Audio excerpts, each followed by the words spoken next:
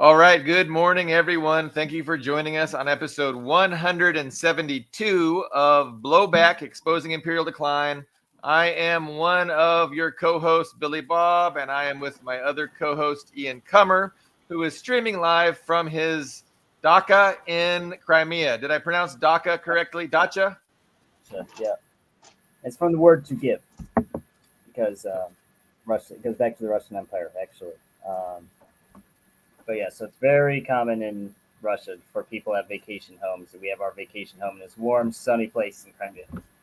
Yeah, so you're escaping what is beginning to be a very cold Moscow winter in the tropical climate of Crimea. Our special guest today is Dust James, and he is busy driving his truck through the roads of North Carolina, and so we really appreciate him joining us. And there's the big event that we are here to discuss. I referenced it in our title, and it's called. I entitled today's episode "The Ninnies Strike Back." And of course, that is a reference to the passing of our legendary co-host, Carlo Parcelli. So, yeah, we wanted to talk about Carlo a little bit, reminisce, and kind of have a celebration. Really, we don't want to be have a downer discussion, but a celebration of who Carlo was and what he meant to us, really. And the Ninnies Strike Back is a bit of a. I'm trying to bring some levity there. Ninnies is what Carlo referred to. Humans in the West, especially the United States, who just didn't have their head in the game. They just did not know what was going on, and they were manipulated into having advocacy that was just, face palming. It's like, oh my God. So, and it's really our struggle. It's the struggle of, people who are interested in progress, finding out how we can change things for the better, and yet we're up against this consciousness, the ninnies who are not on board and trying to derail any kind of progress. So having said that, I would also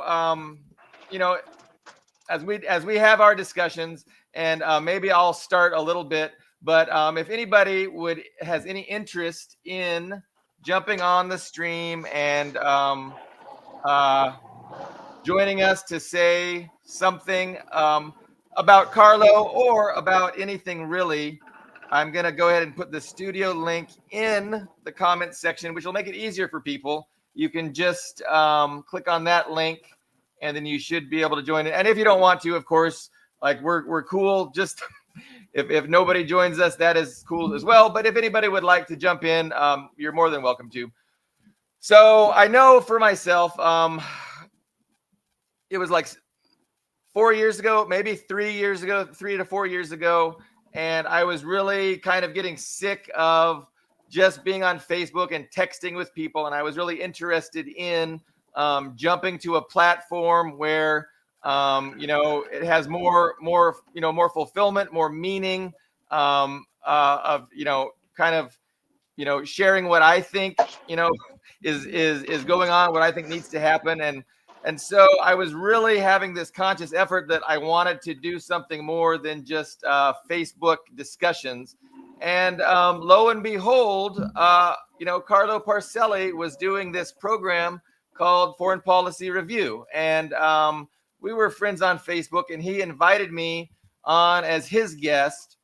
And of course, it was very terrifying to jump the platform and to begin being live on camera and trying to talk. And it's a skill you learn and develop, but it was it was a good experience. And after joining Carlo as a guest, I think every week following, I kind of became a co-host. I was on every week, and then became a co-host, and then we had other co-hosts join us. And then eventually we wanted to do something more than just once a week. And that program was limited to just a half hour or an hour, just an hour. And so that's how we came up with Blowback and Imperial Decline. So what else to say? So a little bit about Carlo. So what is a title? He had this prestigious poet. He was the poet emeritus. Shoot, and I put that title on my on the picture of this video on YouTube, and so but I'm drawing a blank as to what his title was as a poet. But compared to the rest of us co-hosts, he was far more well-read with philosophy. He had obviously lived a lot longer, and he was just coming from a place that brought so much to the program. And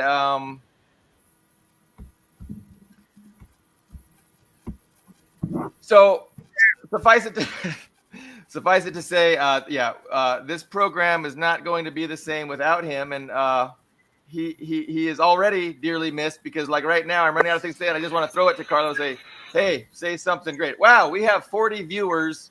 What a time to run out of things to say with 40 viewers. I never see 40 viewers.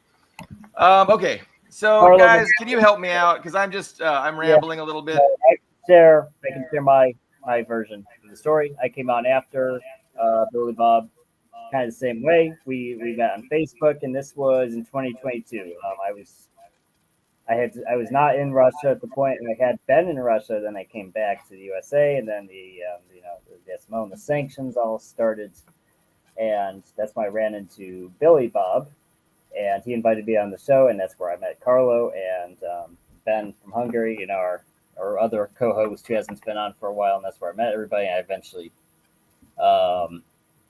became a co-host myself, and that's where we had very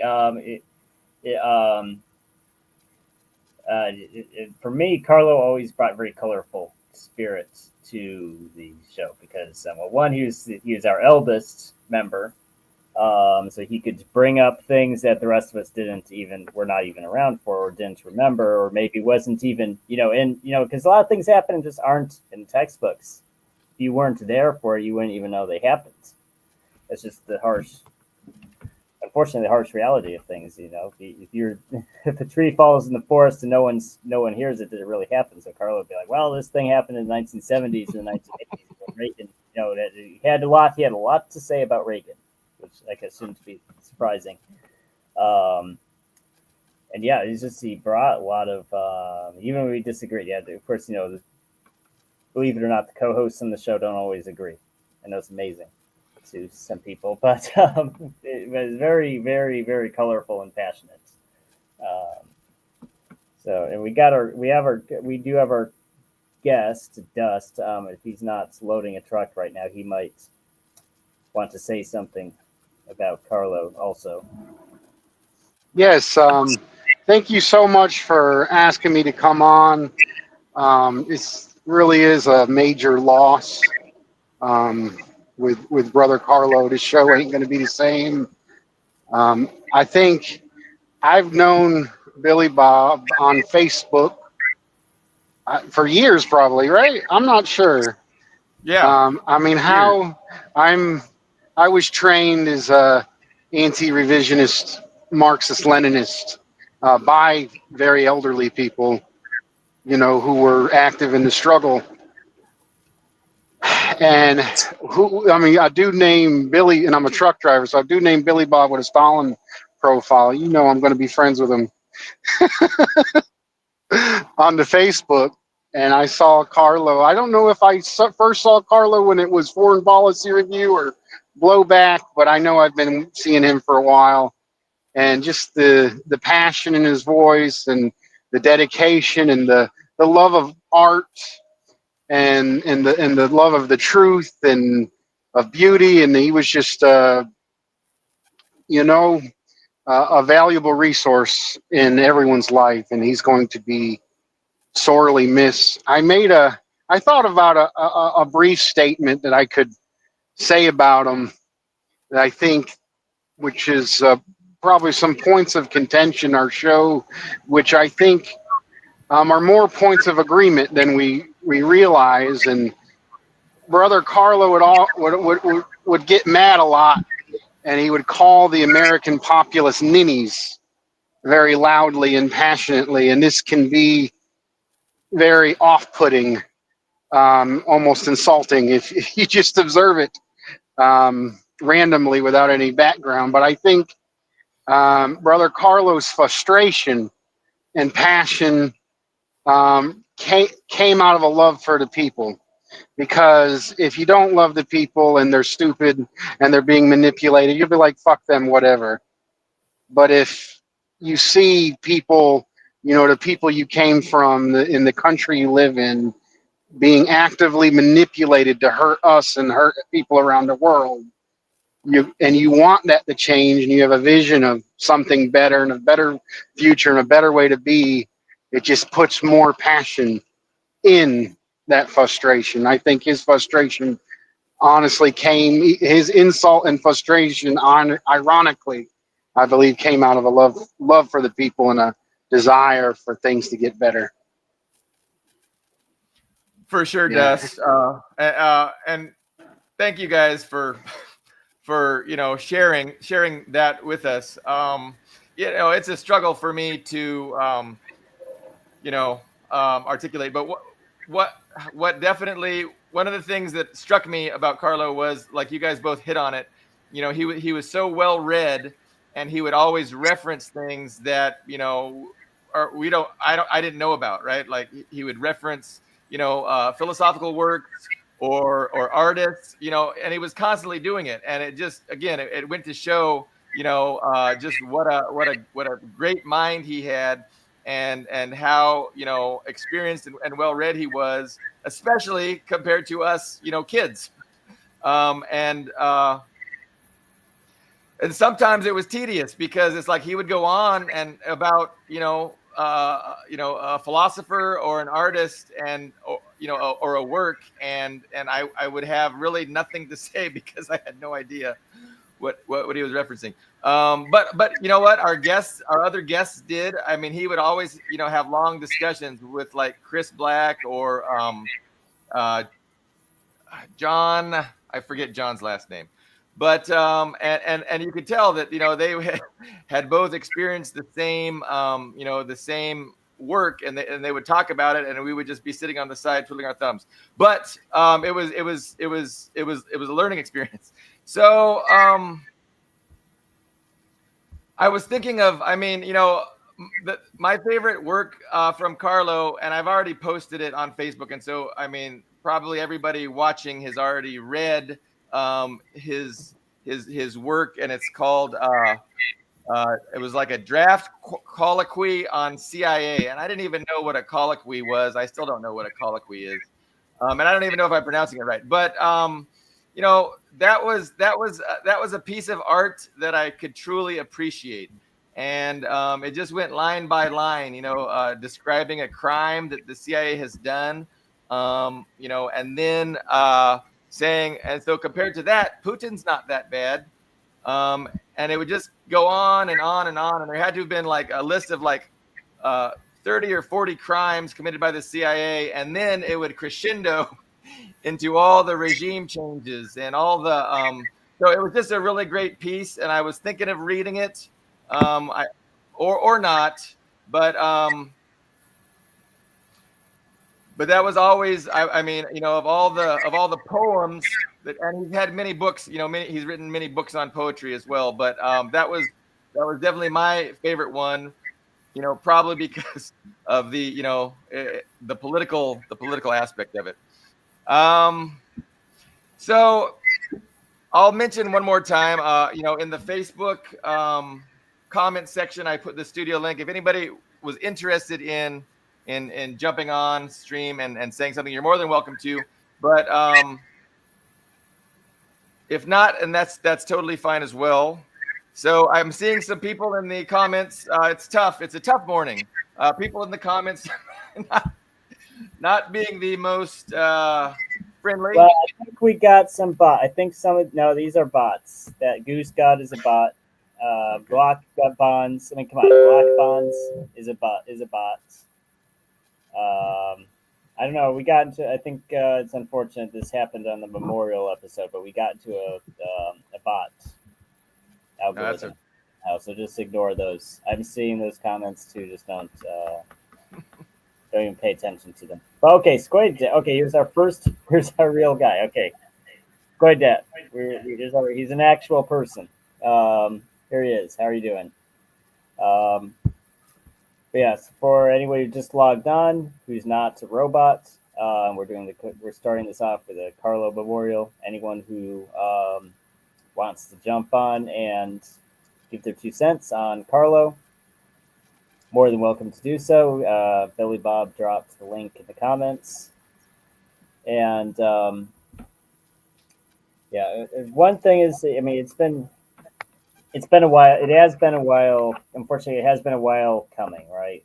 Unfortunately, because he's not public, of course, but he would chime in. He would give us updates on his health. His wife would give us updates on his health sometimes, and it wasn't just when it did eventually happen. It wasn't a surprise. So I guess that's both a good and a bad thing. On one side, because it was, I suppose, in a way, a good thing. It surprised us when it finally did happen, but still, it's kind of terrible because we were also kind of anticipating it to an extent. So Yeah, he had a long struggle with cancer, and he had missed a bunch of shows for like several months in a row while he was getting treatment. So he had explained that he had qualified to get an experimental cancer treatment for free, and then he was worried that he got it free for a year, and it really helped. And he came back on the show stronger than ever because there were some days he would come on our show, and you could tell he was weak and tired. And so I mean, a couple times he would fall asleep. He wasn't looking that good. But then whatever he was taking, this experimental drug, really did seem to help. And after that episode, he came back and he was the old Carlo for several months. And so it was just really fortunate that we were able to get that. And then he caught a cough, and then the cough turned into pneumonia, and then he had a collapsed lung, and he was on life support. And his immune system just was not strong enough to take all that. So I do have this draft colloquy on CIA. It's kind of long, but I wouldn't mind reading it. Well, how long is long? It's quite long and repetitive. I'm not sure if it's necessary before a few lines. Your description of it was rather eloquent. Okay. No, we can leave it at that. No, I appreciate your guys' feedback, so we'll just leave it at that. But yeah, the other thing I wanted to kind of contemplate on was, and I hit on it earlier, but it's really it's all of our struggle, and it's the struggle against the Ninnies, and he waged a tremendous battle against the Ninnies, and ultimately, we have to continue where he left off, but can we just talk about that aspect of things? I mean, because it is really up to us. It's our struggle to try to, develop the kind of unity that can, create a political force that can, actually force improvements in this country. And so to do that, we have to overcome this idea that that Carlo referred to as the Ninnies. And you guys have any thoughts on that aspect, like why it's so difficult to get through to certain, to most people, and why the apathy, why the confusion, why are they beholden to these ideas that are entirely disconnected from reality. Any thoughts on that aspect of things, guys? Yeah, I tended to agree with Carlo on a number of issues more than you guys, and I think it's needed. And what I think Carlo had that is often lacking on the program and lacking in certain segments of what I call the left, regardless of if they decide to call themselves that, um, is a need. The frustration is rooted in the recognition of a political reality that the U.S. populace is used to maintain internal national oppression held up by racism, as well as, largely racial based, xenophobic based othering and justification of the mass murder of oppressed nations. And I think Carlos' frustration with the American masses is legitimate and needed. I mean, I usually side with y'all that people are reformable, or they need to be, if we have any hope of building any power to address imperialism and the way people here are manipulated. We need to, and they can, but I don't think that we can unless we recognize the reality, which is, racism, sexism, anti-communism, years of indoctrination. Like I'm all for reaching even people who support fascists, like Trump. I think our core base is definitely the lower section of the working class and the oppressed, who more likely have the material incentive because they have less to lose. Well, you can reach the broader masses, the more middle class, the petty bourgeois, the Trump supporters.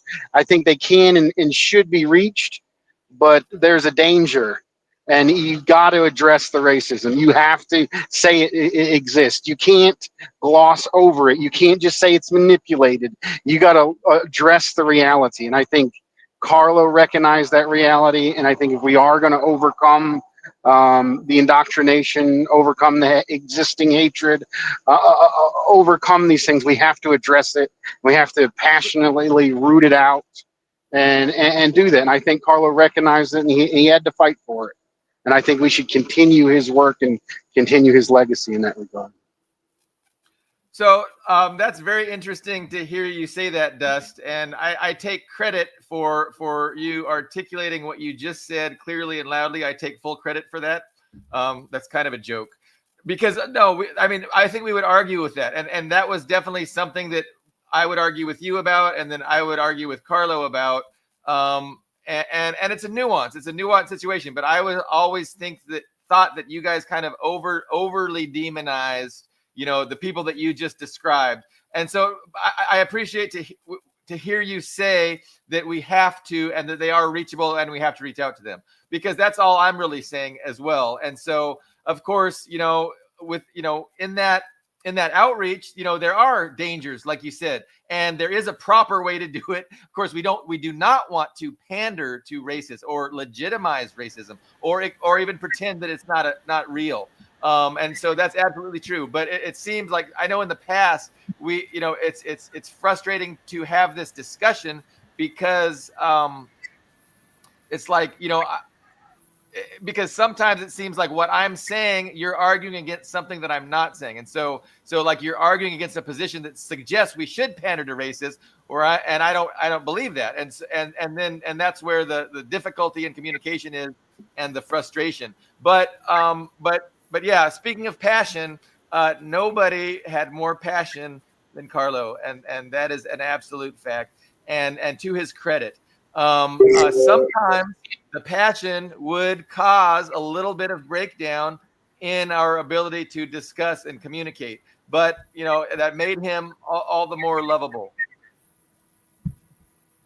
Yes, and I think what Dust said about, well, yes, especially the othering. I mean, that's really what keeps this internal division alive, is the othering of other groups. And it's interesting how the prison house of nations, right? That's a criticism that's well, I mean, it's not even a criticism; it's propaganda that's dressed up as legitimate, fair and balanced criticism of the other countries. Like, the most famous. I mean, it goes back a while. The Russian Empire was the first country I think that term was used against, but they also dressed it up for China, right? Because China allegedly, oppresses those poor Muslims. There's Tibet. Oh no, poor Tibet. And they dress it up against these adversary countries, but really it's the USA. It's projection. Every criticism is projection. It's the USA that's a prison house of nations, and does that othering. It's both an external and an internal weapon. So I think on that point, everybody on the show agreed with Carlo on the main points. And the points that really matter, I think everybody agrees for sure. Yeah, no, definitely. I mean, Carlo was a comrade, and our disagreements, were of more ancillary issues, and we were all lockstep on core issues.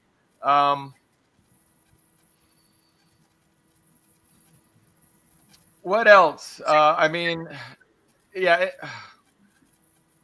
Carlo definitely had some axes to grind, and with good reason. So he definitely had an anti-Trump axe. Definitely was no fan of Trump, and he did not want to countenance any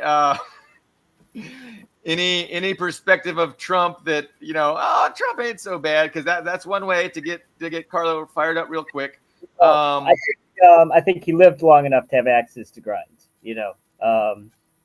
I think he outlived. Literally, I think he outlived some of his exes.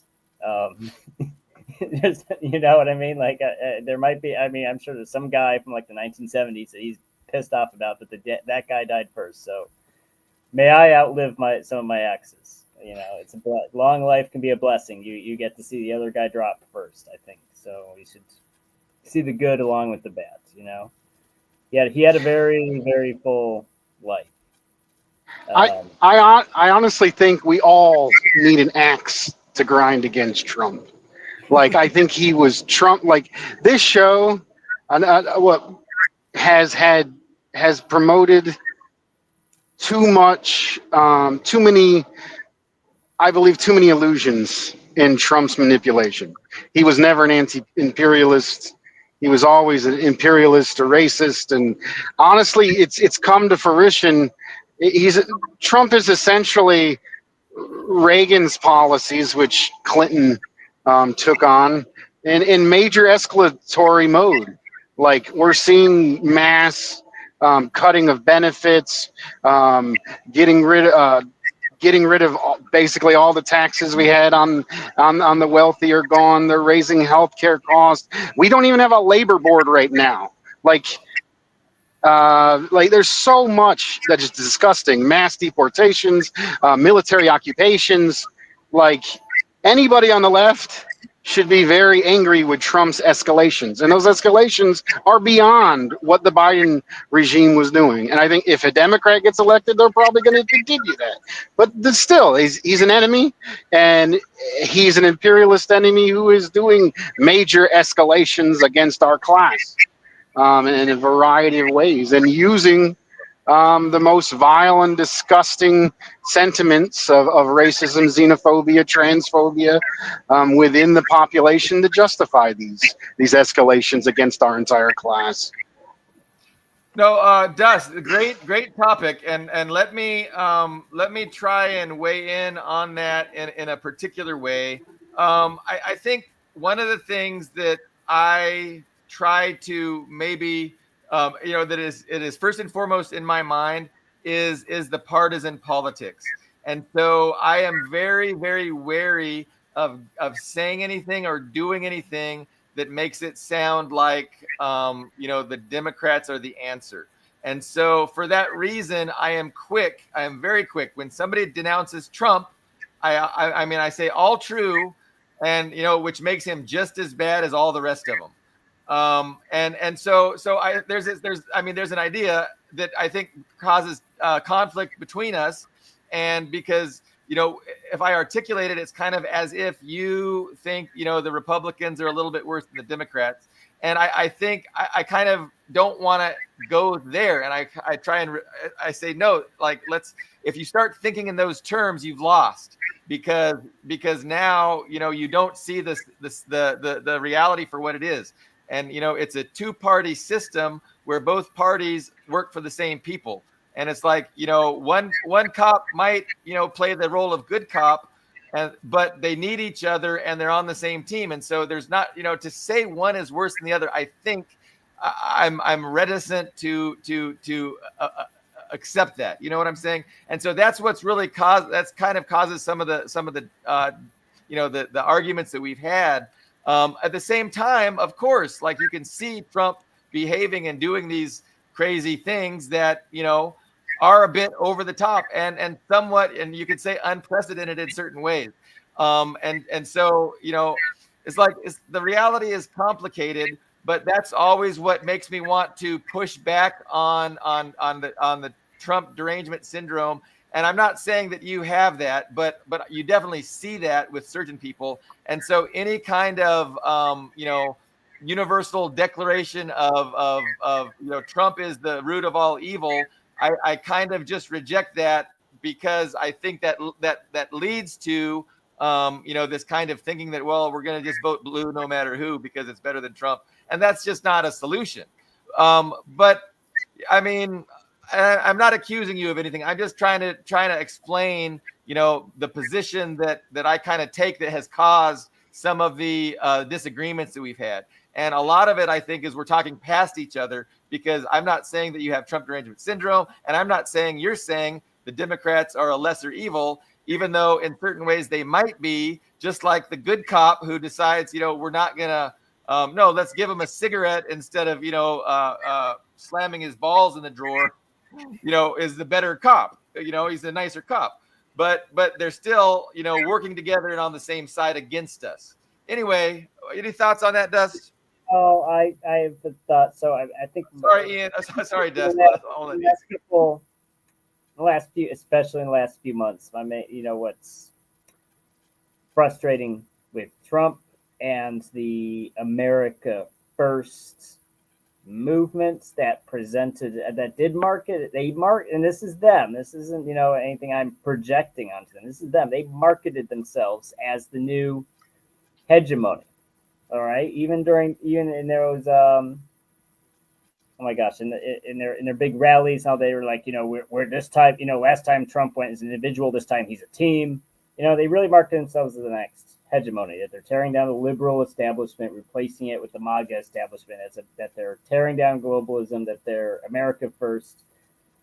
But the problem is they're not. I think it's annoying to everybody, regardless of where you are on the political spectrum. It's annoying because he flip-flops on everything. It does seem like, and everybody said this, both liberals and conservatives and every right-wingers, left-wingers have all said this, is like whoever talked to him last sways him. I don't know if he's getting senile or what his deal is, or if he put too many neocons in his. I even actually kind of said, well, I remember even when I was on this show, I was kind of defending that decision. It's like, well, if he's making a compromise with, the old guard's Republican Party, little Rubio bringing those fucktards onto his, excuse my language, put those guys on his administration, that could represent a compromise. But as far as I can tell, they're just walking all over him. Little Rubio's doing whatever he wants, and they're swaying. And like, I don't know if he's just gotten too old or what the hell Trump's problem is, but that's not America first. And Russians ask me, because I'm the American in town, right? So they ask me what's going on with Trump. And I think from the Russian perspective, they want to know, is this like somebody they should take, from a diplomatic perspective, is this someone they should take seriously and make long-term commitments with? But they've so like, and it's actually, which is funny because they're so important. It's so important to Trump to display strength, but I think internationally they're displaying the opposite. To an extent, to Europe maybe they're displaying strength because he did get the European Union to obey him, do whatever he wants.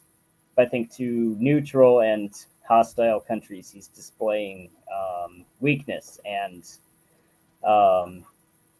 because Russia's like, Russia made all these offers. They were willing to, there were things they wanted from Trump, and there were concessions Russia was willing to make, right? There were some fairly big concessions.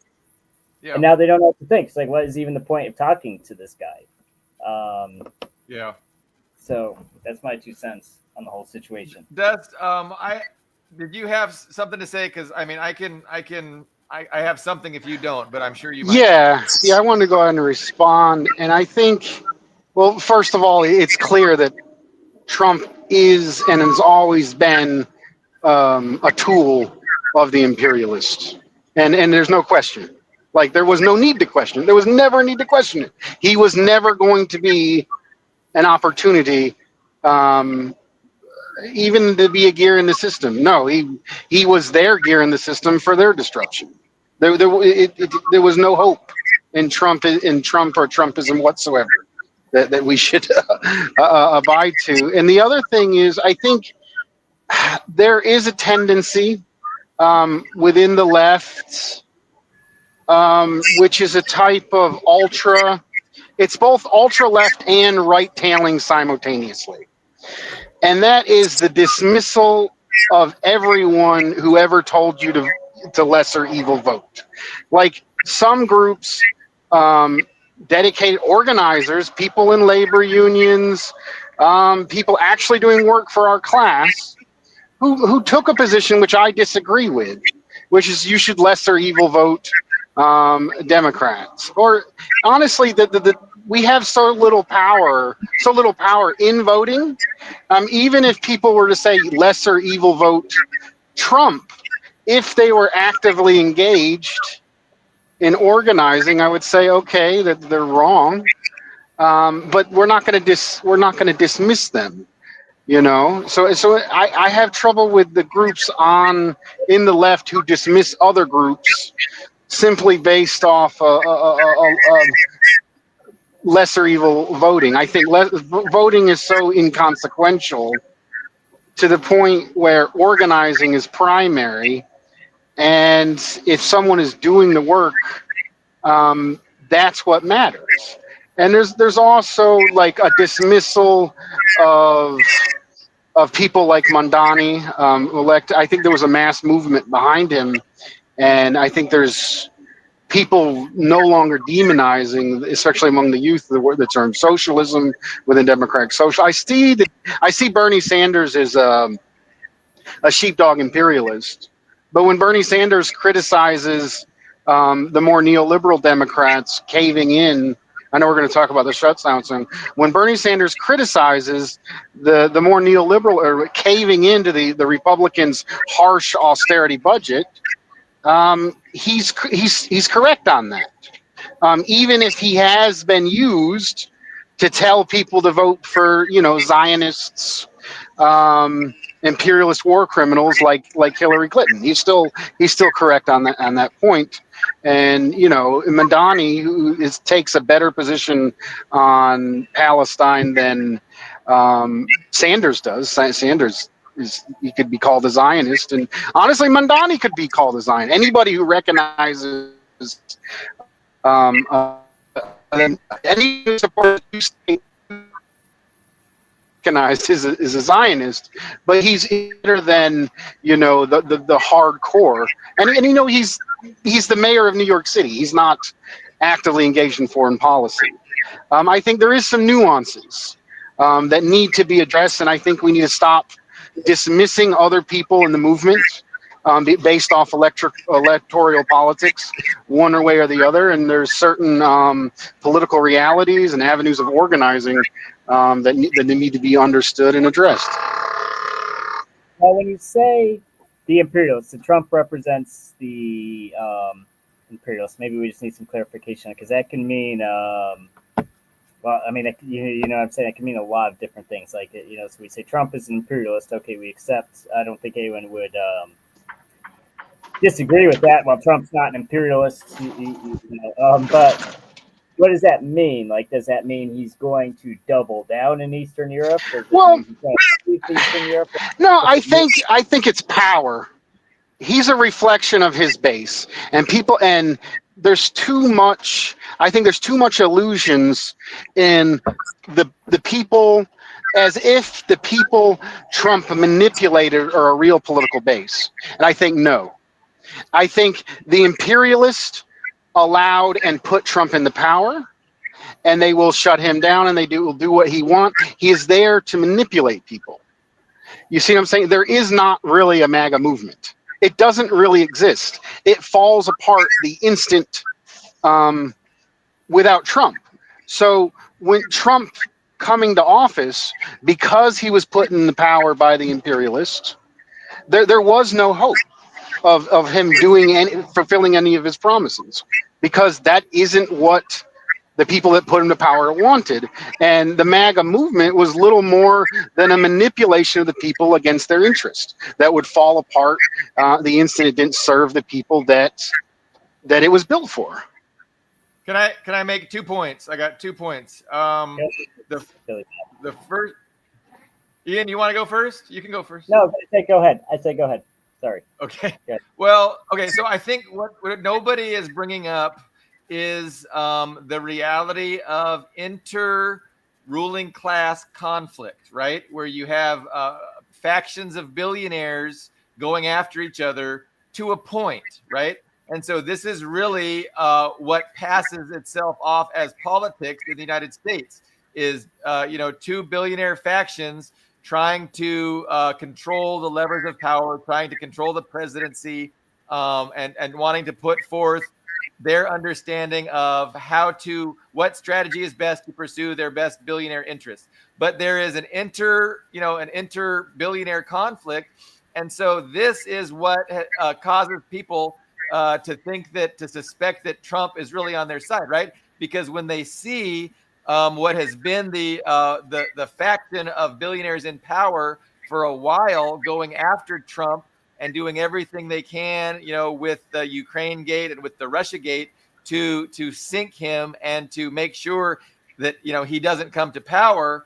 That makes people that don't understand that there's an inter-ruling class conflict. They think that, it's the ruling class that's going after him, so he must be fighting for, the working class. And it's just a fundamental misperception about the reality of what's going on. And I think in the United States, you have this clash between oligarchs that's stage managed and isn't really real.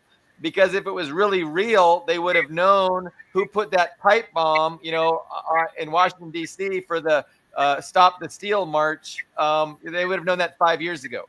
So they have this kid glove inter-billionaire rivalry where they're never really going to air the dirty laundry about what each side does to the American people. So I want to interject just to explain what Billy Bob is referring to. There was, well, I don't know if this is actually, correct me if I'm wrong, Billy Bob, this is what you're referring to. There was some news and some right-wing websites claiming that sources in the FBI had said that they just recently figured out independently that the pipe bomber on January 6th was a member of the Capitol Police. And they actually identified this woman by name. And what was actually particularly interesting about her is that she actually resigned her position in the Capitol Police and went to work at the CIA.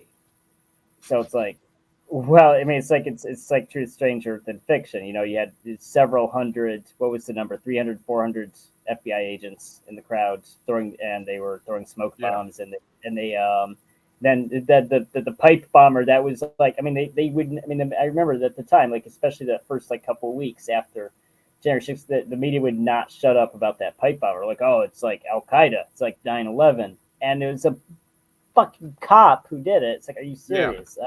It's not surprising either.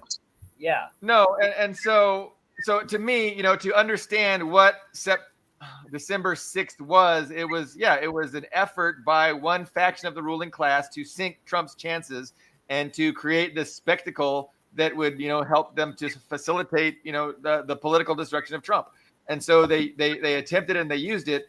But and so this is just kind of the way that politics works in the United States and in the West. It's not real politics, because real politics is class struggle, and it's which class will be represented in government. Is it going to be a government that represents the working class majority, or is it going to be an oligarchy? Is it going to be a government paid for and bought off by the billionaire ownership class? And so what politics ends up being, and what politics has always been, is that the ownership class divides itself up into two parties and allows the working class to pick a side. And that is never going to get us where we need to go. And that's the reality of liberalism. And that's and socialists oppose that. Socialists say, no, we want a government of and by the working class. Ian, you had something to say? Well, yeah, I think you're not wrong. If there's some, and earlier on the show, I attempted to identify it as the lower half of the ownership class rebelling against the upper financial half of the capitalist class, and define it as the people who actually own the factories, who actually have skin in the game in the Rust Belts. We're like, this is not sustainable, what we're doing, and they rebelled against the financial sector of the capitalist class who just thought you don't need an economy, you can just have AI and sell shitcoin to each other and sell $20 lattes to each other, and that's an economy. But I don't know what to say, because it's like the whole America First movement just seems to have fallen apart on itself. But at the same time, I can see there's a crisis, and because I was actually looking at this today, because the U.S. economy has allegedly the largest economy in the world in nominal GDP of $29 trillion. Yeah.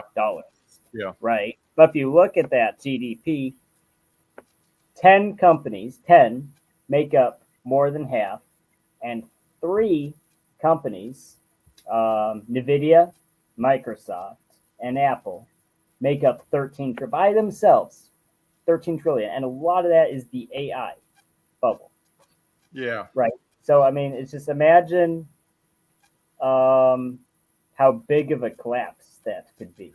Because we're not talking steel industry, we're not talking energy, we're not talking nukes, we're not talking, tangible assets. It's just imaginary assets with money that we printed. I do want to segue that maybe Dust will have something to say, or you have something to say. Oh, we lost Dust. I'm sure he'll be back. He probably just lost signal. But I think to segue this into the shutdown, that just the Democrats capitulated first. It looks like that's what the news is saying. There's a mutiny in the Democratic Party. Some switched sides and voted for the compromise. I think I don't know. There's a lot of different triggers for that, but I think just the fact we have an unsustainable inflationary economy, and EBT and food stamps, SNAP came up a lot. A lot of a lot of the rhetoric around it is very toxic. There's a lot of finger pointing, accusations of freeloading and all that. But I think, Dust is back. I'm going to add him to the stage. So I think the main thing is that we have an economy where 42 million people just don't have, you can't even afford groceries, and our economy is built on that because Walmart and not just them, several other major employers will employ you and say, here's your form to file for welfare, which is they consider subsidizing, so they don't have to pay you properly. And the problem with that method is that it's inflationary. And by way inflationary, I mean it's like, okay, so the government's printing. Yeah. Oh. Can you guys hear me? Yeah, I can. We can see you too. It looks like Ian froze up. Did you want to say something, Dust? Yeah. I think I think something was missed. That's the deep state sentiment, by the way. But I think there's I think there's some misunderstanding of the Trump coalition that brought him into power, and one of the major things that which is lower finance capital, was a major, which he is a part of himself, a land tycoon. Give me a second.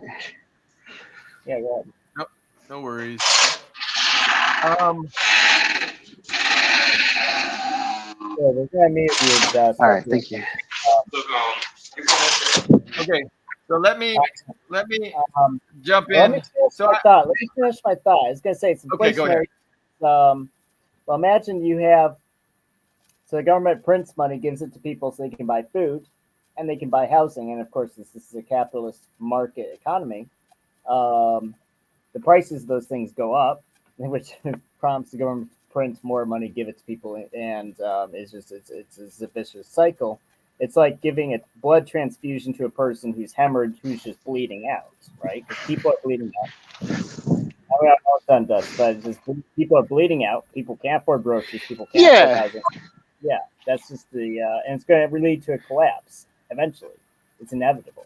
But yeah, go ahead, Dust. All right, so no, yeah, so one aspect of the Trump coalition was the private equity, the lower financial capital, the landlord class, and another part of it was the petty bourgeois and manufacturers. And it makes sense that the petty bourgeois and the manufacturers want to eliminate all welfare programs, all safety nets, and also immigration, crack down on immigration. Contrary to Trump's promises, when you do mass deportation, or very visible deportations, and harassment, the effect isn't less undocumented workers. The effect is workers who are less likely to fight for their rights, who live in fear. Repression of immigrants usually results in a lowering of wages, not a hiring of wages. So if you compare like Clinton did in the 90s, gutting the welfare, it was all about getting people to work for less. It was being desperate. Either you will work or you will starve. That is the option. And if the more social safety nets we have and we fight for as workers, regardless, even with inflation taken into consideration, the more social safety sets we have, the more welfare programs we have available, the better standard of living there is for the lower portion of the working class, and the more likely they are to go on strike, fight for their wages, and even outside the formal labor movement, like we see in COVID, the more people are to call out or not come in. If you're absolutely desperate and there is no safety net, you're less likely to call out. You're more likely to take substandard jobs. So this part of the coalition, the lower production class, the petty bourgeois, really are the ones pushing for some of the most egregious attacks onto our class through the Trump regime, that the more higher finance capitalists see as possible disruption if they push it too far. So maybe that's a fight within them, but still, as communist organized as working class people, this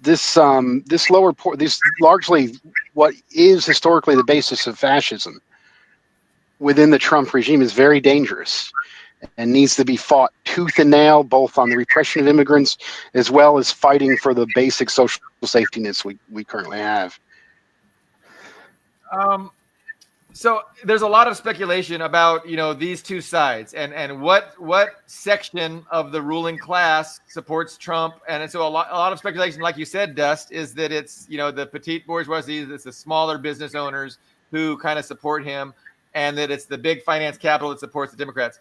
Ultimately, it's hard to know with any certainty, and their base of support is constantly changing. You got the tech industry, you've got the small business owners, like you said, and then you have big finance, and it's just difficult for me to have any kind of certainty to say these are the factions at war with each other, and I'm not sure it's that clear cut and dry, but I do know that at least Trump, when he was running for president, that he gave one speech, and you could tell that Trump's speechwriters had me in mind, because unlike Kamala Harris, he had one speech that really resonated with me, and he was telling me what I wanted him to say. And it happened one time, and I remember the speech, and it was about not being imperialist. It was about peace. And I was, of course, I didn't really buy it, and so my whole point was, at least he has, identified the lies that he knows I want to hear. And because Kamala didn't even do that, she didn't ever try and reach out to me. But there was one speech where Trump did, of course, and that's kind of part of Trump's, political acumen, is his ability to tell everybody, or at least a lot of people, what they want to hear at least once. And then, and that's how he maintains, such a high base of support, because everybody's thinking, oh, well, he might not be doing it, but it's not him that is causing it not to be done. It's like people around him are forcing our poor Trump to do this. And that's part of a good politician, right? That's part of being a good, good at politics, is, keeping people unbalanced, making people think that Trump would really like to do something better, and it's just these other people that are keeping him from doing it. Anyway, that was pretty much the only things I wanted to say on those issues. Ian, did you have something any kind of rebuttal? I mean, the issue is I think the biggest issue with Kamala was that she was denying there was a problem. I mean, because you kind of brought up Kamala just now, and it's like you ask, there's those people with their signs. It's like, if Kamala had won, I would be at brunch right now. And that's what they say. They're very proud of it. They're just denying there's a problem. I don't know how, it's true what Dust says, that, those Rust Belts, petty landlords and, manufacturers, they can see there's a problem. And I hate landlords. I think they should get the guillotine first. I mean, I've never had. I call them slumlords, but we're going off a cliff. I mean, it's just I have my before we went on the show, Billy Bob and I were talking about the VA rating system, and I just assume mine will be gone in 5 years. I just assume that the dollar is going to be toilet paper in 5 years. It's going to be like the Soviet ruble or the Confederate dollar. That's just something that you get 1 million of them, and you use them to light your fireplace. I think we're headed towards a period of extreme austerity, like what Greece had in 2008, 2009. The EU kind of gave them, and the thing about the EU at the time is that when Greece went off that cliff, they didn't save him from the cliff. They gave him a push. They said, okay, but the difference is it's a major economy that's having that shock therapy economics. And so you're thinking a burst AI bubble will cause a recession, and I think there's going to be a very just implement austerity. Yeah, I think there's going to be a period of very severe austerity, and it's just I would hate for that to happen. I mean, I would hate for it to happen to me first and foremost, but I'd hate for that for people who are getting, people who are getting Medicare or getting, just they need this stuff to, just keep their family off the street, for all that to collapse. I don't know how that can even be. I mean, we're so far into it. I don't even know how it can be avoided at this point. And so it's very frustrating to go on, to talk to Americans back in America, to go on Facebook, go on social media and ask them about this. And they're like, well, there's no problem. They just say, other problems. Like, well, what the hell are you talking about? Right? Like, I don't even understand how people cannot realize there's a problem when we're 38 trillion. Well, the last time a bubble burst and it caused a recession, China stepped in big time and help to stabilize global markets and help to stabilize the United States market. And I mean, China, of course, would do it again, you know, if if that happens and they're asked to, I don't because think that, China's not going to benefit from the U.S. having a recession. I don't But think it's sensible. It's like, imagine if a third of the American economy, just imagine a third, like let's just say $10 trillion of the U.S. economy, which is not an exaggeration. It could just be $10 trillion just gone overnight. What are we going to do about that? What are we going to do when there's because there's 40, and I think this is what spooked. This might, I don't they're know. going to declare a crisis and start some wars. Yeah, I don't know. Because it's scary. I think that's what ended the shutdown because I think that spooked some people just realizing, well, there's 42 million people who literally don't have the money to buy dinner. And there's no other, I don't think there's any other, there's no other developed country on earth that's that deep into the hole, right? Like Russia and China couldn't do that. If Russia said, 15% of our population can't buy food or housing, so the government's just going to pay it. Well, they couldn't because they don't have the money. No normal country that does not have that reserve currency can afford it. The USA can because we have reserve currency and we can just print as much money as we want. Yeah. That ends. What are we going to do? It's so serious. Everybody wants our currency. That's called we're the global reserve currency. All the other countries want it, and they're willing to give us actual stuff for our fake paper. But again, the risk is that we're gonna, that is gonna go away. That people are gonna stop wanting our money, and then we're just gonna be just like every other country, and we're gonna have to start behaving like every other country, which will be great for humanity. Dust, I know you've been listening. I'm seeing a bit of a disconnect. Okay. Yeah, I'm seeing a bit of a disconnect. And I think what we need to recognize is, as myself, I consider myself a working class person with a revolutionary outlook. I'm not engaged in a party right now. If I was, I'd be a revolutionary, but I consider myself a fellow traveler. And from that revolutionary working class outlook, the petty bourgeois, the employers, the U.S. dollar, the relevance of U.S. Hegemony is not my concern. It is not my concern. Whether that goes up or down has little effect on my well-being. The primary effect on my well-being is how strong working class power is, how strong the labor movement is.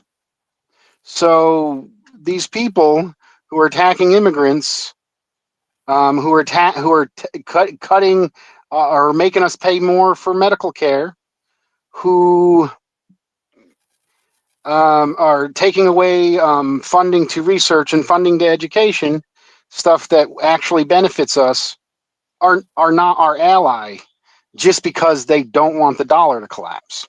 They're our enemy. They're straight up our enemy and will always be our enemy. And we should have little care if the dollar collapses tomorrow, because if we have enough labor power, if we have a strong labor movement, we can demand, regardless of what the dollar is worth, we can demand physical resources that we physically produce and are part of the global economy. It's still part of the global economy. It's a class war. And another thing about U.S. hegemony itself, I think, is misunderstood. And the reason why, I don't know what it's called, monetary theory or what have you, but the U.S. debt is almost a fictitious number to the point. The strength of the U.S. hegemony comes from its control over natural resources through countries, through having an allyship with Saudi Arabia, as well as their ability to invade and take other oil producers or limit other oil producers, like sanctions on Iran, destroying Syria. Honestly, it is the strength of the U.S. military, the strength of the ability of U.S. to manipulate countries and overthrow countries to stop resistance, along with their control over oil. You add up those two things, And that's the real power of why U.S. has hegemony. And the financial markets are largely a fictitious representation of that. And as long as they can invade and conquer and overthrow with coups or outright coups, they will have this hegemony. I mean, it's slowly going away, but that's the source of it. Well, That sounded complementary to what we were saying. It doesn't sound, contradictory. It sounds complementary. Ian, I'm sorry. Go ahead, sir. I think saying you don't appreciate the American hegemony is itself a product of the American hegemony. It's like a fish in water, and it is, whether you see it or not, very much tied to the dollar. Um, And I can assure you, Saudi Arabia is not an ally of the USA because they just love America, and they're just going to keep doing. If the U.S. economy and the U.S. dollar collapse, they would just continue doing that. No, they would switch sides. I mean, Saudi Arabia already, actually, not many people know this, but they signed a mutual defense pact with Russia in 2021. It wasn't even recent. It was a few years ago. So they hedged their bets.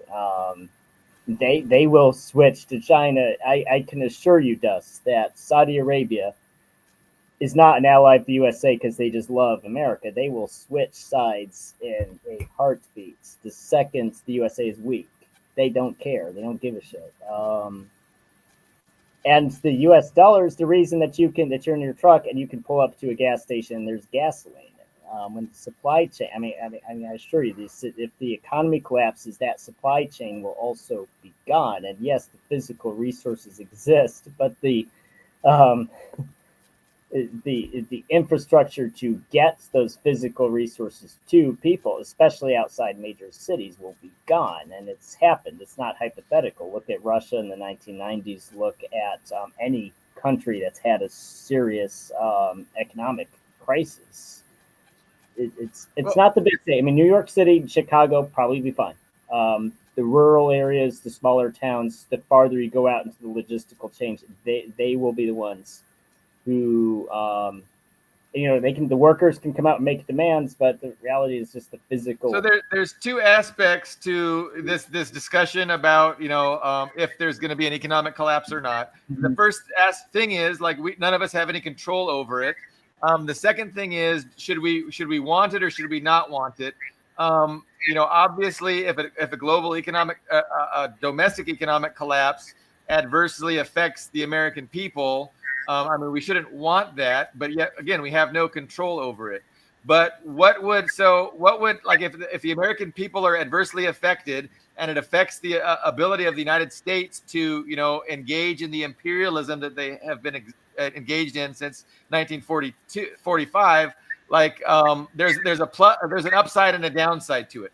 Now, the last thing I wanted to say was, I feel that if there is a serious domestic pain economically for the masses, it'll still be less pain than the rest of the world. I think our owners are going to make sure that if we feel pain, that it's not going to be as severe as other parts of the world. Like, they're going to make sure that Europe feels a lot more pain. They're going to make sure, Asia feels a lot more pain, or they're going to try, right? So pain might come, but they'll be able to say, hey, it could be a lot worse, and it's not our fault. It's these other people's fault. But that's all speculation. I think I don't want my privileged economic existence to I don't want to sacrifice. I don't want to sacrifice my economic well-being. But at the same time, I know that if I do, that there might be a silver lining, and it might be the end of imperialism and benefit for all these other countries that are victims of imperialism that might benefit from my sacrifice. But that's kind of what I want to say. So I almost said Carlo. He's with us in spirit. I literally almost said Carlo. What is Carlo? Oh my gosh. I was going to say, that's an easy answer. That's an easy question to answer. You don't want that, because like you said, you do have a privileged existence, but we have. Well, I don't even. I don't even like the term privileged existence. I like a blessed, and see, it's kind of a religiously or ideologically loaded term, but something like your grandma says. But I like it. It's like you are blessed. You are blessed with a good, comfortable life, and there's no reason to feel guilty for it. But also, losing it doesn't benefit anybody. I mean, it doesn't. I mean, it's tempting to think, oh well, the USA. That's loud. Thank you, Dust. Thank you for muting yourself. It doesn't benefit. I mean, it's tempting to say, well, if the USA collapsed, that would help people in Libya, that would help people in Iraq, it would help people in Afghanistan, it would help people in Vietnam, it would help all these people that we. I don't think that's actually true. Because one, if the USA had a serious, if U.S. hegemony, because I know earlier you said that Billy Bob, we were talking about the U.S. economy. Well, the U.S. economy and U.S. hegemony are linked, entwined, as Anthony Gus made Blinken that point.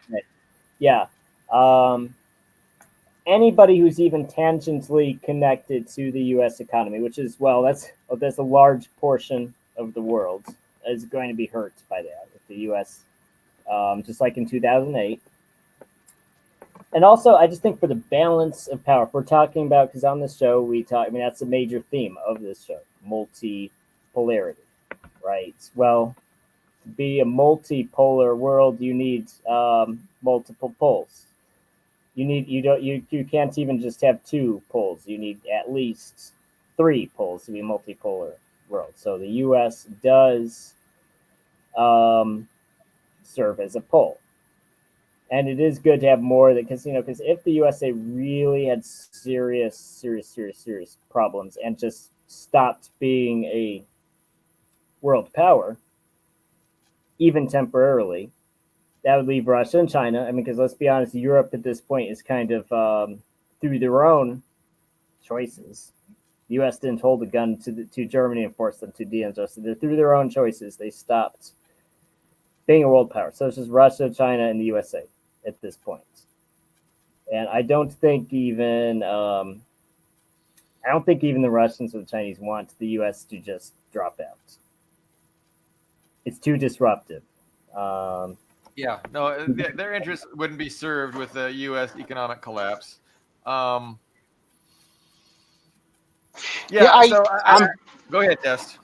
Yeah, I think hopefully y'all can hear me. I'm loading and unloading and working and stuff, but I think probably what's misunderstood about my position, I think the U.S. empire collapse is inevitable. We can't. There's no hope in jumping into a sinking boat and trying to stop it from sinking. That is not going to improve the lives of American workers.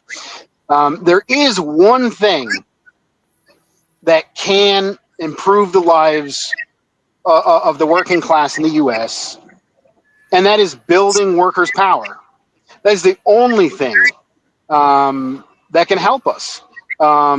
Building power that has the ability to demand real wages, to demand benefits, whether they be private or government. That is our focus, and that is what we need to be doing. And we can make alliances with other people who have the same enemy, which is our imperialist class here, and that is my position. That is what we should be doing, which means uniting with the immigrant workers, uniting with all type of workers, and focusing on that lower section of the workers who has less to lose and who is willing to make more sacrifices to build the power. And we can build independent infrastructure to not only to make demands but fulfill our own needs in the needs of in the inevitable collapse. Yeah, and I don't know who could disagree with that. It's totally true. I think given the current material conditions, it's just a very difficult task. But as the material conditions shift and change, I think that's when the opportunities really open up. And so, yeah, I mean, it's an ongoing, never-ending work. But I agree with the focus, and I agree that the most revolutionary people are those people with the least to lose. And so definitely we should have an outreach to them, and organize them and get them on board with the certain political realities that we see. Um, but I don't think we don't need to exclude, and we don't need to be rigid about our approach. We don't have to demand that other people share our exact approach and our exact strategy, especially now when there's really no strategy that's going to be effective, and we can just see due to the obstacles that we have to overcome, like we don't control the platforms of mass communication. We don't control the ideas that enter into people's minds. We have no control over that. We have no ability to to put ideas into people's minds except on our very, very small individual basis. And so I don't think we should be rigid. I love that strategy. I love that approach. I love your efforts, but we should allow other people to have maybe different ideas and to utilize their own approach. And I don't think there's anything wrong with letting different people do their own thing. And if they feel they have an outreach to the petite bourgeoisie, go for it. And again, it's kind of like I grew up in the church, and that's kind of what the church teaches. Everybody comes with their own talents and their own abilities to proselytize, and then together they make up the entire body. And so you're doing your thing, I'm doing my thing, and then other people are doing their thing. And we got to have tolerance. We got to have an understanding that not everybody is going to do things exactly how we think they should be done, and we can have disagreements. And again, there are red lines. There are red lines that no, you can't pander to racism. You can't say, oh, racism is okay, come and join the Communist Party. I agree with that. But at the same time, we do have to have some leeway. Anyway, it's a big, broad reality, and it's there's no one single approach. Is I guess my point. But any thoughts, Dutch or Ian? Because I don't really like the revolutionary defeatism. If I'm using the wrong term, I apologize. I think that's the correct terminology. Revolutionary defeatism, or revolutionary suicide, as Hugh Newton put it. Because I mean, it's already a victory. I think there's already a victory for socialism, because basically every American, regardless of political persuasion, whether he's left wing or right wing, is in favor of socialism. And the reason for that is because the free market, I'm not even talking about capitalism, just free market, invisible hand, laissez-faire economics has been such a total farce, not even a failure, a farce. Just a few oligarchs control everything, and everybody else becomes a wage slave, serf, renter. And no one younger than 40 even remembers when the country was prosperous. So if you talk, I mean, pretty much anybody, I mean, really, whether that person is a Republican or a Democrat, I mean, you can get pretty much all of them to agree with socialism, even if they don't call it that. No, so I think. Okay, I really want to respond to that and concur, but I don't want to cut Dust off if he has some. Well, let me just finish my thought. I'm sorry. So I think within 20, the only thing holding us back are those older people who remember when you could buy a house for $20. You could work a part-time job at the grocery store and go to college and buy a house and have your 2 cars. Those are the people who are resisting socialism. But when just to be brutally honest, when those people die off, I think we'll have socialism, because everybody will want socialism. Be like, why the hell don't we have socialism? And those people who are against socialism will be dead, literally. There's no need for, I think at this point, there's no need for defeatism. There's obviously people in favor of open borders and immigration. There's people against immigration, but those are different issues. right? I mean, if you talk to a 25-year-old young Republican, he'll say, "Well, I'm absolutely against immigration. We need to close the borders." You talk to a 25-year-old communist or anarchist, he'll say, "Well, that's a state. The state it's fascism. We need open borders." Well, I mean that they can work it out, right? Um, but they both agree. Well, that socialism is a good thing. Whether it's a right wing or a left wing regime, they both agree socialism is a good thing. And it's very much a generational thing. I think the USA will have socialism within 20 years. We just need to not collapse. I don't want to collapse. I don't want my money to become worthless. I don't want to have to work in a grocery store in Moscow. And by socialism, you mean a government that's more representative of the working class? I think it's more. Oh my gosh, I don't want to get into how to define socialism. I think we're going to have something that more resembles Europe, what like the Nordic state. I think we'll have socialist healthcare, single payer healthcare. I think we'll have. We might even, God help me for even saying this, we might even have universal basic income or housing subsidies, family subsidies. If you have a kid, we'll get.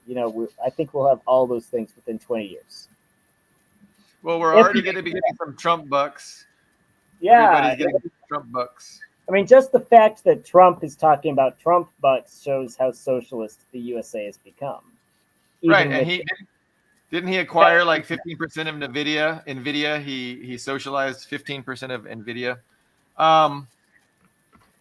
Dust, I would like to offer you to come on in. Yeah, I think that concept is incredibly naive. For that to be existence, there would actually have to be democratic control of the system, and there's not. The majority of people already support universal health care. The majority of people already support free college. The majority of the people already support all these things. You wouldn't know that from looking at the mainstream media. They do, but we don't have these things. And it's figures like Trump who are able to manipulate racism, transphobia, and all these other reactionary sentiments within the masses to convince them to vote against their own interest and back the more austere party, which is the Republican Party that rules the South and largely rural areas. And in those sections where Republicans are in control, there is by far worse conditions, worse schools, more poverty. Like that's how they do it. They manipulate people's reaction to get them to vote against their own interest, and then it sounds like what Ian is saying. He's saying that the ruling class is going to develop such a crisis of legitimacy that they're going to have to start pandering to the working class because of this crisis of legitimacy. And so it wouldn't be that different from what FDR did. He's saving capitalism. He's maintaining instead capitalism. That's what they're doing. There's already a crisis. There's going to be some temporary policies, temporary pretense that they are actually representing workers by doing these things that he listed. So it's an interesting take. I agree with you. I wouldn't call that socialism because socialism is a party that actually represents the people instead of a party representing the billionaires feeling that they have to make concessions due to a crisis of legitimacy. So it's just kind of two different things. But I can't say that Ian's wrong. I can't say that that's absolutely not going to happen. That they won't feel like they have to give some huge concessions because they don't want us becoming revolutionaries. But it's an interesting discussion. I think. I think it's fair. I mean, it's fair. Gus made a fair criticism. So let me explain it a bit more. I mean, because when I just mean socialism, I'm going beyond what's left wing or right wing. People just younger, because the government is the people. I mean, because literally, even if you had a king or an emperor or a dictator, I mean, he is a person, right? Government are people. Like Mitt Romney said, corporations are people. I mean, it's to an extent literally true. A nation is has national values, and those national values are determined by whoever those people are. And the reality is that Americans are much more socialists than they were Yeah. 20 years ago, and I think that's just the reality. It's even when you have Congress and Senate full of millennials, I think millennials are just going to be like, well, of course. I mean, so you have left. I think pretty much every left wing person agrees with, ultra leftist ideas, on healthcare, on property, on social safety nets. But you can also, even on the right, you have nationalists, national. Even if it's a very nationalist government, you're still going to have a socialist system, if that makes sense, regardless of which faction wins. You're going to have a very socialist. The kind of thing that would make a boomer very upset. Like, oh my God, that's literally communism. That's literally the Soviet Union. It's literally Maoist China. The kind of thing that'd make them. That's what we're seeing on social media is right wingers becoming apoplectic about this trajectory of people's ideas shifting and being more open to socialism and more opposed to capitalism, because that's definitely the trend that's happening among young people. And it's freaking out the libertarian types, the right wingers who I see all the time on social media. But I do want to. I had one last point to make, and this is just kind of agreeing with what everybody's saying here. It's the material conditions are going to have to change for for us to develop a powerful coalition, for things to change progressively in a progressive way. But I think we kind of see the material conditions changing right now, and I think Trump is a symptom of the material conditions changing. And I think what I see on social media, okay, Candace Owens and Dave Smith. So these are two like libertarian right-wing figures, and both of them, like, I am watching their episodes because they're entertaining, and I like to, I feel I learn by watching them. But it seems like the fact that reality has a Marxist bias is dawning on them. And I heard Candace Owens just yesterday saying, I'm beginning to think that it's not left versus right. It's like the oligarchs versus the rest of them. I'm like, you're getting it, girl. It's like, reality has a Marxist bias. The more that you try and figure out and clue into what the fuck is going on with reality, the more of a Marxist you're going to be. And I see this with Dave Smith now. Like, it's just baby steps. Like, they're just beginning to understand, how things work, and they're going to have to get rid of a lot of nonsense to fully appreciate things. But I can see this taking place, and so to me, that is evidence. That is the actual material conditions changing right in front of my eyes. And I think it's getting more and more difficult for the ruling class to maintain this facade of democracy and this is the be all end all of a political system is Republican democracy or a democratic republic, right? And there's no evolution that needs to take place, because again, a democratic republic is just a facade for oligarchy. It's just the whole ideology to obscure and obfuscate the reality of oligarchy. And I think it's going to be much more difficult for them going forward to maintain this facade, and I can see it crumbling. And it's this crisis of legitimacy. And I'm optimistic. I'm definitely not a revolutionary defeatist. Exactly how it plays out, exactly what steps the oligarchy takes to maintain the system is, what we're going to find out in the next, few weeks, months, years. It's an hour and 30 minutes in. You guys are really good to listen to me diatribe. But I would like to get other any thoughts before we wrap it up, guys? Ian or Dust? Yeah, I just there's a few direct points that I could be quick on, and I could, first of all, I'll go over briefly the definitions. Revolutionary defeatism, Marx, Lenin, Stalin, Mao, was the idea in an imperialist country your main enemy is your own capitalist class.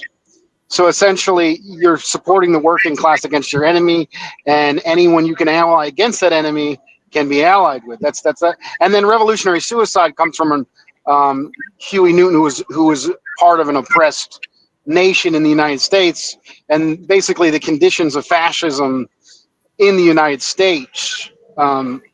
Are fascism for the oppressed, to the point where any resistance, their strength is so strong, they if you resist, they will kill you, and they killed him, and that's revolutionary suicide. So those are those two definitions, and it doesn't really have anything to do with cheering on or. To an extent, yeah, it is cheering on the collapse of your imperialists, but it's more of an emphasis on the working class than it is that. And in Huey Newton's case, it was a recognition that they will kill me if I continue, and they did. And the other point is, we live in a dictatorship of the bourgeoisie. So even if their illusion, their facade falls, it doesn't mean we're going to just magically get socialism. The other option is further repression and fascism, which with Trumpism, we are going down that road. And it's very clearly progressed. And it's continued and progressed under Democrats. Fascism, further repression, further austerity, further separation, utilizing hate. Hate of people based on gender, based on race, based on immigrant status. That's all progressing towards fascism, and it's being done under Democrats and Republicans alike. It's just majorly escalated under Trump. And I think the one last point on immigration is from a proletarian revolution perspective. It's not being pro-immigration or anti-immigration. I think the majority of people don't like forced migration. They don't like countries in extreme poverty and people being forced. It's about organizing working class power, which means organizing the most exploited workers who have the most incentive. So it's basically organizing all workers regardless of documented status to build a political base for power. So it's about defending and fighting for all workers. It's not about being pro immigration. No, I appreciate your perspective and clarifying those things from your point of view. I think we need to look at in the context of the Russian Revolution. The Russian Revolution started in World War One, and in that context, the imperial system had failed to such an extent. Even the most prosperous areas in the Russian Empire, Moscow and St. Petersburg, or Petrograd as they renamed it, had breadlines, right? The system had failed so extensively. Even the most privileged and well-to-do people in the system were waiting in the street for bread, and that's the conditions that communism succeeded, because the previous system had failed. And actually, even more than that, I mean, it failed so extensively, even the emperor himself abdicated, which I think he was the first Russian Empire. No one else, the rest just died. He was the first to actually abdicate the throne. That's how seriously the system failed. Then you had the interim government, which also failed to resolve the economic problems. But what I'm really, maybe I'm not being clear enough on this show, but I really just say we don't need a collapse in the USA. We don't need, we don't need where where we have the most oppressed people, and say, well, we don't need breadlines. We're just going to rebel and we're going to storm the Capitol. I don't know if I should say storm the Capitol on YouTube, but I mean visits the Capitol during regularly posted hours. I think you understand what I'm saying. We don't. So Yeah, I mean, yeah, I agree. The future is not written. You would not like to, you're not advocating for a violent revolution. You think that would be unfortunate, that we can have a peaceful change of Transition, power. right? Yeah, no, and yeah, that would be great. And I agree with you. Preferentially, um, if we could just get a government that, um, represents the working class, doing that peacefully without an economic collapse, without, rivers of blood. Yeah, no, I would be all for that as well. And I'm sure Dust agrees that ideally that would be how things go. But I don't, I don't fear a bloody revolution because I think, we're just way, way, way, way, way, like, you can't compare us to Russia in 1917. It's just different. And we are not a revolutionary people, and we're not being pushed in revolutionary directions, at least violent revolutionary. What do you think, Dust? I mean, would you agree that you could probably agree with Ian that I think, you would prefer a I, peaceful transition? yeah, I think the further down you go, the more revolutionary the people, because it's the class and that's the base of the class. But overall, I think all people who want revolution primarily want to improve conditions, and in a violent revolution, at least in the short term, Yeah. doesn't. Yeah. But I think only I think I have a recognition of the reality that everything is class struggle, and the only way to improve conditions is to build power for our class, which is the only class that can build socialism in a new society. When we make gains, if we organize and we make gains, they will violently repress us, and then we have to defend those gains. And the extent of the violence is chosen by the capitalists and the imperialists, not the working class simply trying to improve their conditions. We certainly aren't ultras and advocating people to take up guns and immediately have some display of energy and outlet that ultimately hurts the people we're trying to defend. And I want to, I'm being contradicted by a commenter, and so let me just clarify. I like what she's saying. So she's Ms. Jonah of the Ark. So first, she asked me, when has this ever happened peacefully? And no, I agree. It's rare, but I mean, Venezuela, they took power there peacefully. Daniel Ortega in Nicaragua won an election, and he's in power there, and it's temporary because we're about to maybe bomb Venezuela because of the fact that 20 years ago, 25 years ago, the socialists came to power in an election. But and then I said the American people are not revolutionary, and she's like, that is not true. What about the yeah, of course. I'm speaking more to the the mindset of Americans today. Most Americans, I just today our mindset is a little bit different. Like people are just propagandized through generations and generations of anti-communist, anti-socialist propaganda, pro-capitalist, and they just don't have a class consciousness. So I'm just saying right now, and again, these conditions can change very quickly. As their living conditions change, their mental condition can change very quickly. And so I don't put it out. I'm simply saying, ideally, peaceful change of power would be great. It might not be possible. So, Ms. Joan of the Ark, you might be absolutely correct. The American people might get very revolutionary very quickly, and it might be violent. That's definitely a possible scenario, a possible future. So, I thank you for the opportunity to clarify what I was saying. And I'm going to read Christy Lynn here to finish off capitalism without having finished off social democracy in the working class movement. So it is impossible to finish off capitalism without having finished off social democracy in the working class movement. And I like that. Like social democracy is kind of the idea that reformism is possible. Incremental reformism. We're in the ballot box. And I think that's impossible because ultimately, at least in the imperial core where it really matters, maybe they'll let them do it in Venezuela or Nicaragua, but in the imperial core, they own the vote counting machines. And so they will never let anybody, win in an electoral process that is going to challenge their interests. And if they do, well, they can always just give that person lead poisoning, like they did with JFK. But all kinds of different perspectives and thoughts on this complicated reality that we are all experiencing. Dust, any last words? Last words.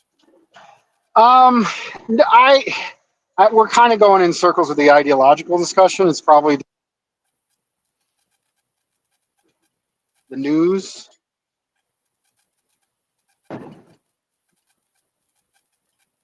Can you repeat that? You guys hear me? You're cutting in and out a little bit. We can hear you now. Yeah, I was saying ideological things going in circles. If I could briefly address social democracy and revolution, and that is, we're not going to win anybody by saying, hey, we need a revolution now. Even if we do need a violent revolution based on conditions, we're not going to win anybody. We're going to have to work with people and coalition and social democrats to get demands for the people.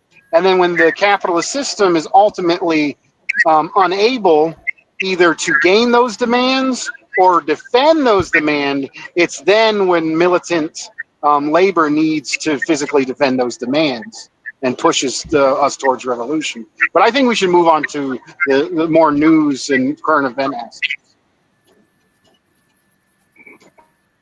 Are you referring to the shutdown or?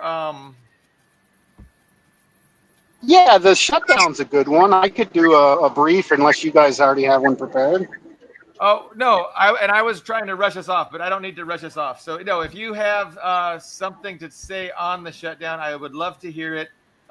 Ian was going in and out too. He looks like he's there now. But yeah, you wanna? What are your thoughts? Yeah, I could give a brief. So this Trump regime has unprecedented extremist austerity policies. And they're pushing them as hard as they can, and to the point where even the austerity light Democrats are like, no, we can't save face with our consistency and go along with this whatsoever.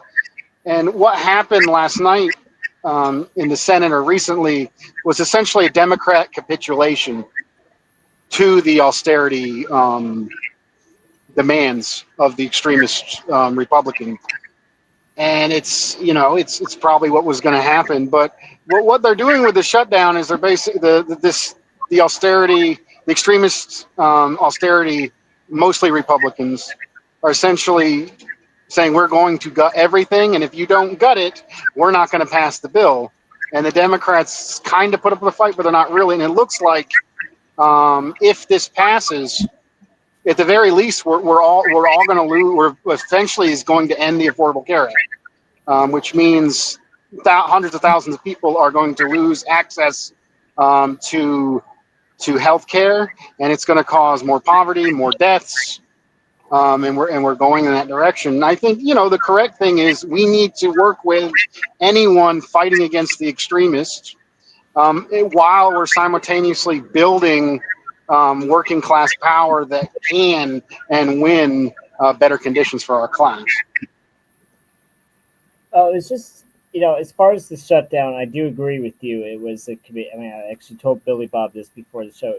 It looked like a Democrat capitulate. I haven't looked too deep into it, but it looked like several Democrats breaking ranks and caving to the Trump faction, and they were just more willing to play hardball with the shutdown.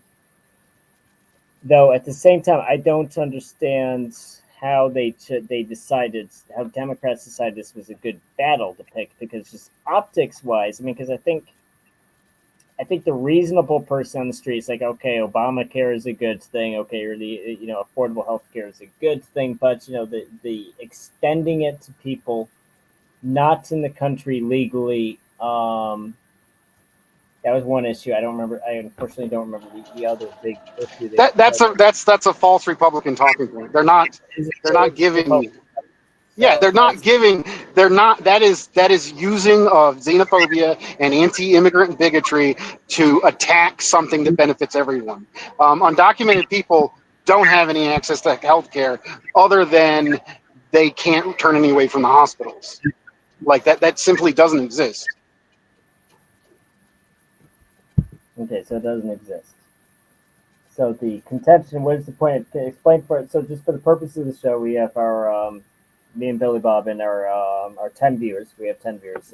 It's a lot for us, by the way.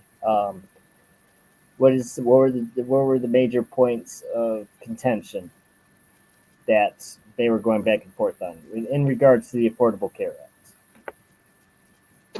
They said that undocumented people.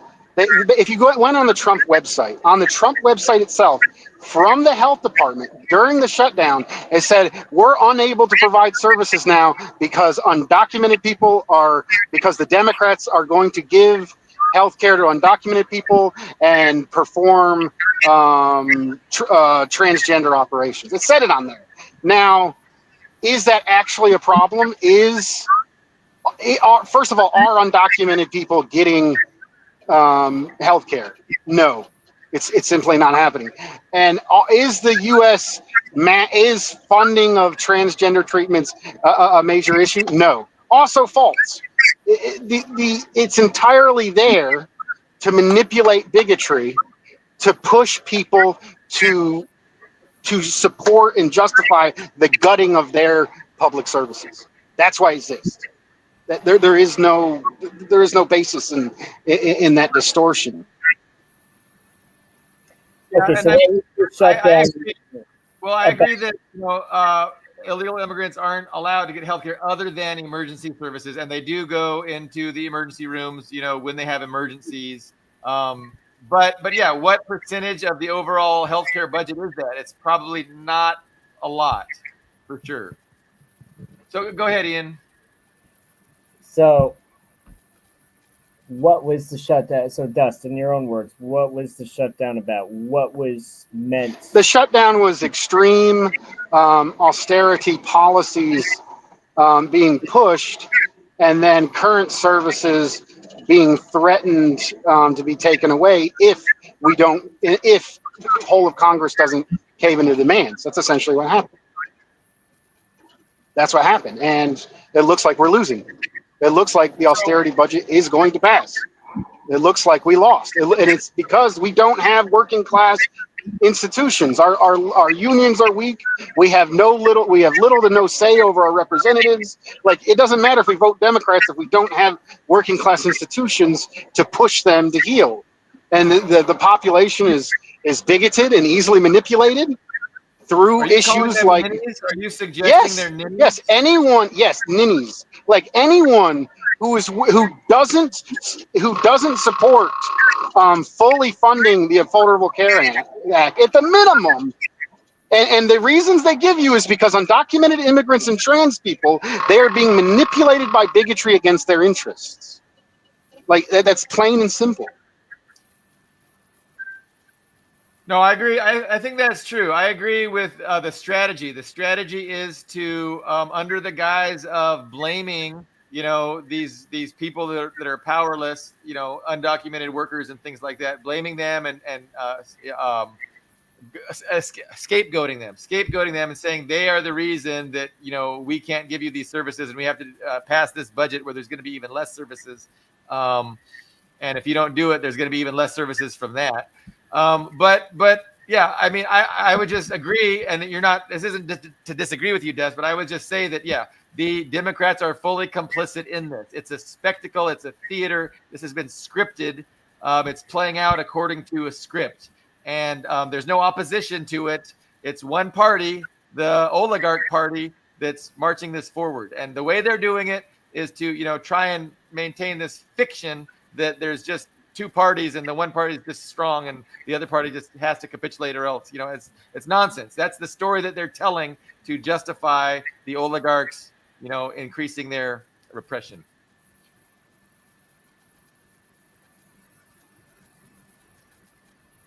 What else do we want to hit before we sign off? Or do we want to sign off now? Because I can go another 20 minutes or we can sign off now. It's kind of, I don't want to make anyone feel like they're being rushed, because I'm not rushed right now. I don't know. Dust, you got more to say, or different topic or same topic, but more information for us? So I want to see how everybody's feeling because I can argue about this topic or the next topic. I just want to make sure I'm not forcing anybody. Is there any? Does anybody else have a news item prepared for any recent events? Well, we could have talked about. I guess there's a blackout now for the first time in Ukraine. Pokrovsk seems like it's going to be under Russian control very soon. That's another current event that we were talking about. I wouldn't have much input, but I'd be interested in listening to either you and Ian on that subject. Ian, since you're geographically closer, you probably are the expert.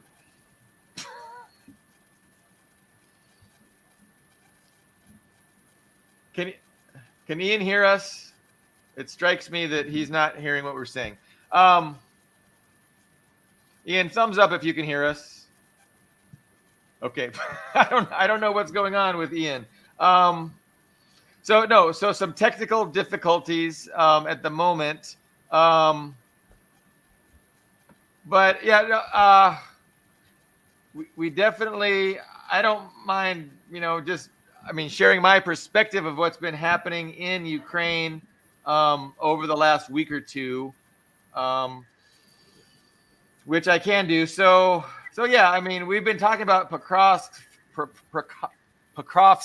for weeks, and it seems like there's a battle over the reality of it. There's Ukraine-friendly media telling one story, Russian-friendly media telling another, and somebody's got to be lying. And it just seems more and more like it's Ukraine that's lying, given the evidence that we have. And so it's an important victory for Russia to be able to take that city, and it's just demonstrates how Russia's only going to get stronger, and it's just going to improve their position, and things are going to start to snowball. Really, it's the snowball effect, and so that's kind of what Pokrovsk represents. And then the other thing with the blackouts, I think it's an unprecedented missile and drone attack by Russia against energy infrastructure in Ukraine. And heretofore, they have avoided going after these targets. And the fact that they're going after these targets now is just indicative of the fact that they've had a willingness, a new willingness to escalate in an unprecedented way. And so what that means, I think we're going to find out. But it definitely means that the poor people in Ukraine are going to be struggling this winter, and there's going to be a lot of pressure on Zelensky, and how he responds to that is gonna determine how things go. But Ian, can you hear me at all? Because I don't know if anybody can hear me. I can hear you, and I cut out for a minute there. I apologize. About a minute ago, I cut out. I've been cutting out sometimes, but I think that's a good summary when it comes to the USA and the rules-based order, as they like to call themselves. I think Ukraine's a very important battlefront. I think it really calls into question people's understanding of power dynamics and also scale, because previously we've only had just the American perspective on small isolated countries. So they did so like, for example, 2003, they invaded Iraq. There's shock and awe. They attacked power plants. They attacked what they called strategic sites, dual purpose sites, and basically they took the whole country in a few months. And so the narrative was that the USA is the world's last that's the world's last superpower. They can do that to any country, and it's just that's the power dynamic. But now we're seeing in Ukraine.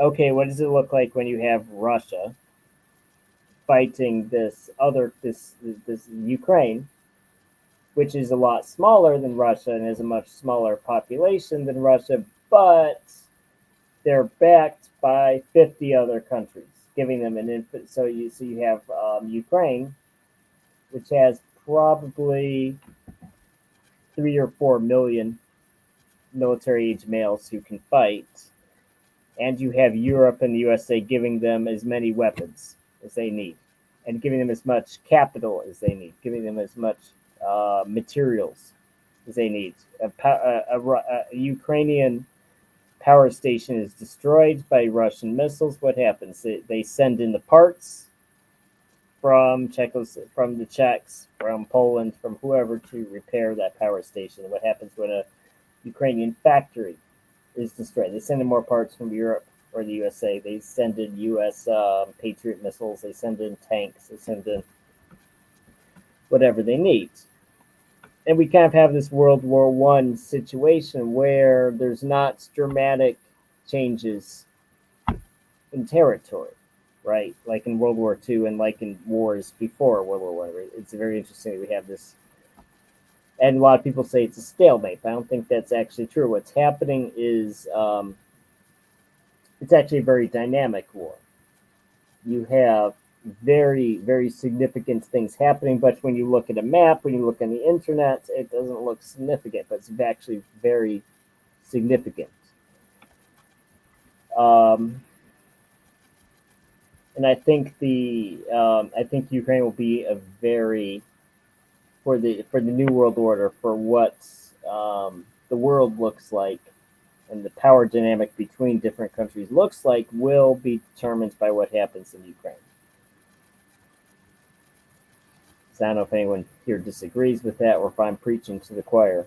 Am I preaching to the choir a little bit here? Maybe I am. Yeah. Dust, any thoughts? No, Dust, are you with us? Are you still with us? You're muted. He might have muted himself. But he might be, he might not have any thoughts. No, I agree with that. No, it's huge. Ukraine is a very big deal. I mean, it would be a catastrophic defeat for NATO. And that's the problem. They just don't know how to deal with this. They had big aspirations. They had big ideas about getting this huge victory. And it's just not turning out how they had wanted. And so now they have to deal with a catastrophic defeat and how they're going to manage that defeat. And that's what we see playing out. And I agree, it's huge. It is a huge event. It's a huge, significant thing.